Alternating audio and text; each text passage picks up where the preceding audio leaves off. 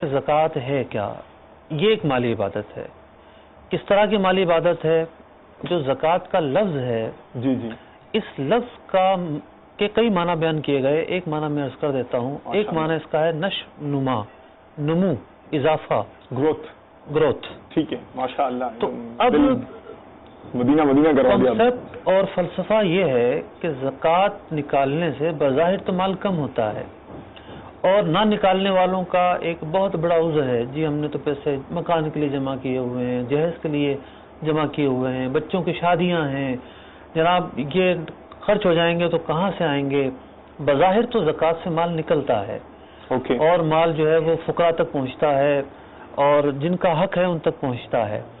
लेकिन हकीकत के अंदर इस अमल को, इस इबादत का जो नाम रखा गया वो रखा ही ज़कात गया है, जिसका मतलब है इजाफा।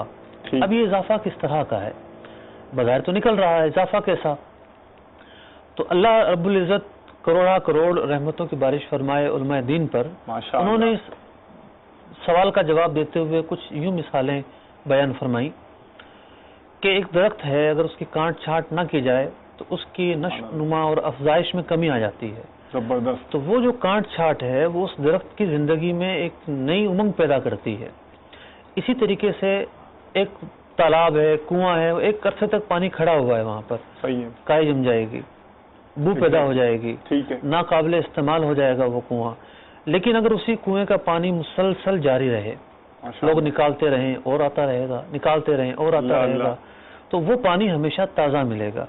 सही है। तो ज़कात वो मतलब कि इबादत है, और वो जरिया है जो बंदों के जो अमवाल है उनको पाक करता है। माशाअल्लाह। इससे मेल दूर होता है और जो बकिया माल है वो पाक हो जाते हैं, उनमें खैर बरकत हो जाती है। देखिए, इंसान ज़कात नहीं, जो लोग नहीं देते उन्हें सोचना चाहिए, क्या मालूम कि जितनी अमाउंट बनती है उससे कहीं ज़्यादा अमाउंट इनकी दवाइयों पर खर्च हो जाए। कोई ऐसे हादिसात आ जाएं, कोई ऐसे वाक़यात आ जाएं कि इन्हें देना पड़ जाए। अल्लाह की राह में नहीं निकाल रहे, कहीं और निकालना पड़ जाएगा। फिर दूसरी बात यह है कि असल जो है ज़कात इम्तिहान है।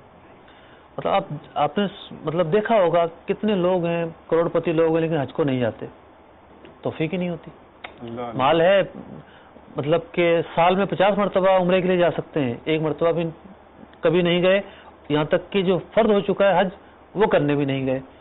तो इसी तरीके से ज़कात भी एक आजमाइश और इम्तिहान है। अल्लाह रब्बुल इज़्ज़त का जो हुक्म है, आदिस मुबारकम जो ताकीद है, बंदा उस पर अमल करता है या नहीं करता, ये तमाम चीज़ें जो है वो ज़कात।